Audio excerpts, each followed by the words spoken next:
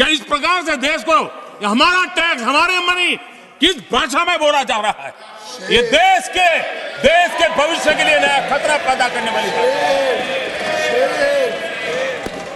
हमारे देश में विदेश के मेहमान आते थे तो मेरे आने के बाद आ रहे था, थोड़ा पहले भी आते थे।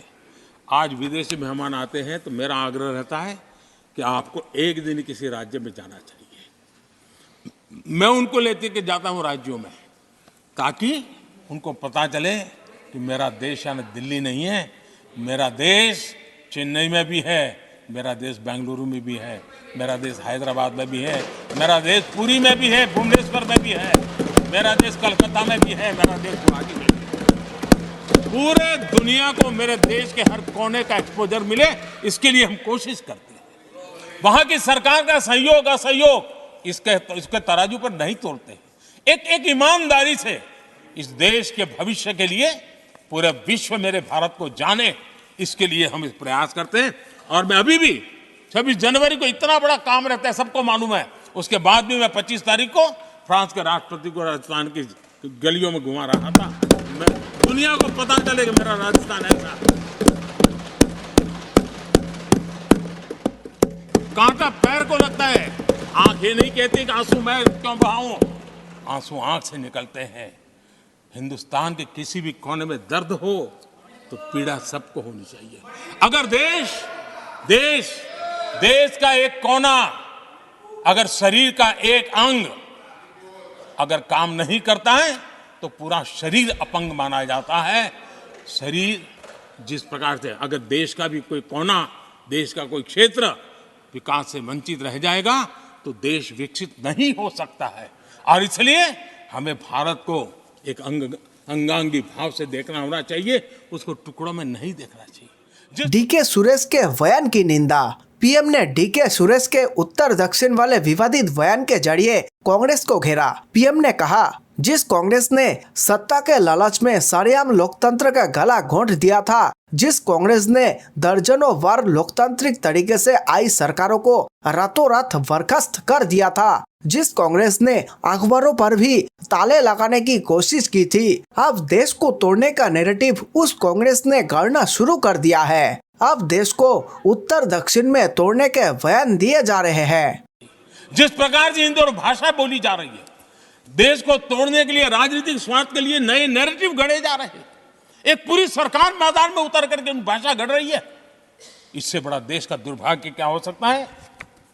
आप मुझे बताइए, झारखंड का कोई आदिवासी बच्चा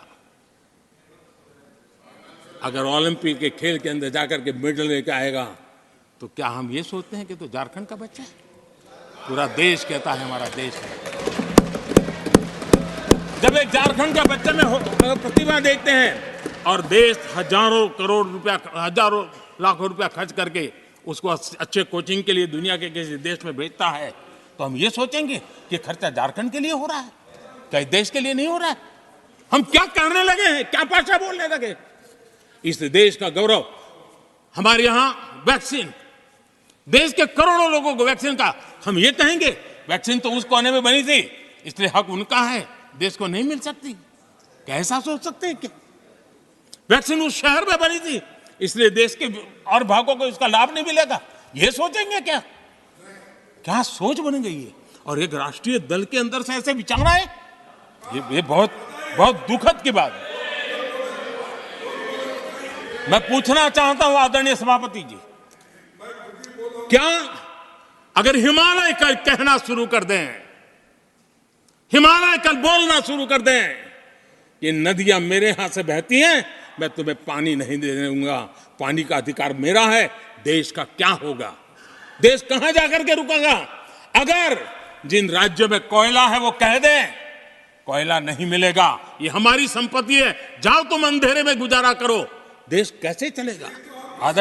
आदरणीय सभापति जी, ऑक्सीजन, कोविड के समय हमारे यहां ऑक्सीजन की संभावनाएं, पूर्वी कार्य में जो उद्योग है उसके साथ देश के पूरे देश को ऑक्सीजन की जरूरत थी। अगर उस समय पूरब के लोग कह करके बैठ जाते ऑक्सीजन को हम नहीं दे सकते, हमारे लोगों की जरूरत है, देश को कुछ नहीं मिलेगा, क्या होता देश का? उन्होंने संकट झेल करके भी देश को ऑक्सीजन पहुंचाया। देश के अंदर ये भाव तोड़ने का क्या प्रयास हो रहा है? क्या इस प्रकार से देश को हमारा टैक्स, हमारे मनी किस भाषा में बोला जा रहा है?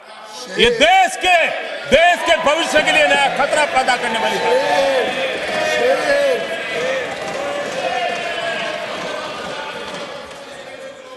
देश को तोड़ने के लिए नए नए नैरेटिव खोजना बंद कर दीजिए। देश को आगे बढ़ना है, देश को एक साथ लेकर के चलने का प्रयास कीजिए।